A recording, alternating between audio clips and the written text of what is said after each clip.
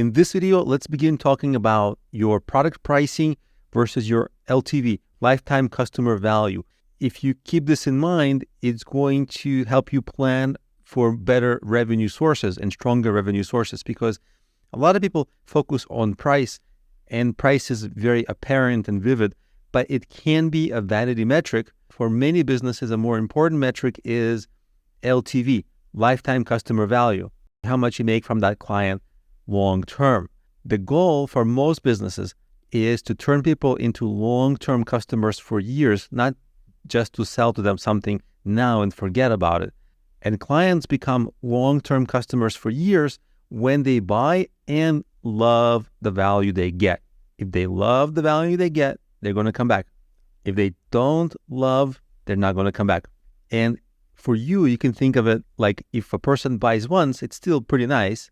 But if they buy from you monthly, that's a 1,200% increase annually. And if they buy something next year and next year monthly, that's a tremendous increase in revenue from the very same client. And most first-time entrepreneurs, they focus on making more and more sales from new customers. But often it's easier to sell to existing customers and maximize the revenue you get from them long-term than to keep finding new customers.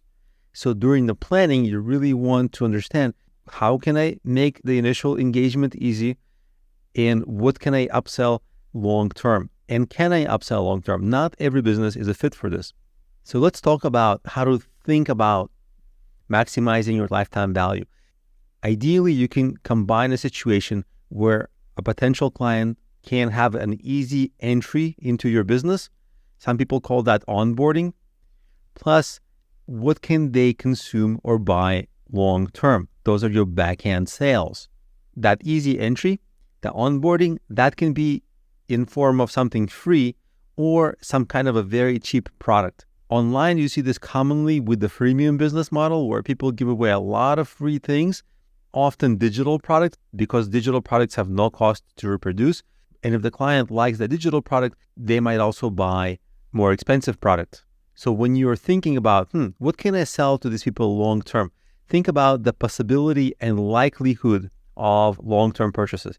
It may be that this is not possible. For some businesses, you just sell to clients once and that's it. In that case, you want to maximize the price.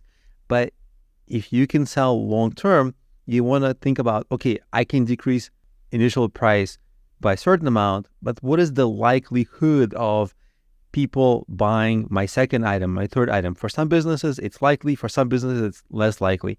And every situation is different.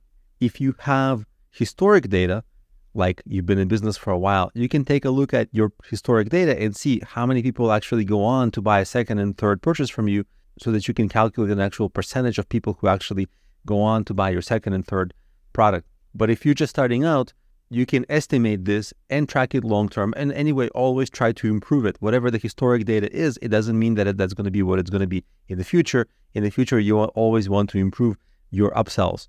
Additional things to consider are benefits. For example, even if you sell something for a cheaper price, which might cut your profit in the short term, it might even make you unprofitable. You might lose money in the short term. But if it gives you better branding because people are actually engaging with your product, if you are not losing customers to your competitors, those are all benefits you can consider, because even if you lose money with the first purchase, you might make money with the third, fourth, and fifth sale to those clients.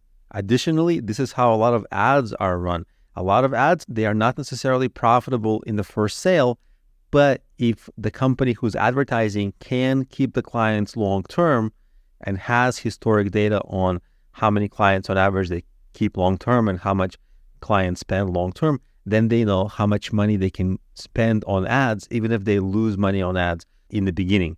And of course, there's another side benefit. If you sell on platforms like Amazon, even like Udemy, like Etsy, sometimes having a lot of sales and a lot of activity boosts your ranking on those platforms.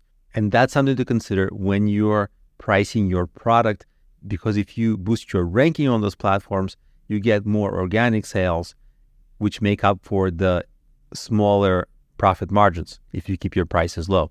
This is something you want to really keep in mind during the planning, because you want to think through, what kind of offerings can I create to upsell Is it possible? So sometimes it's apparent, and sometimes you have to think outside the box and always think about, well, at the end of the day, how does this work out financially? Because at some point you can no longer keep reducing price and you can't neglect profitability too long.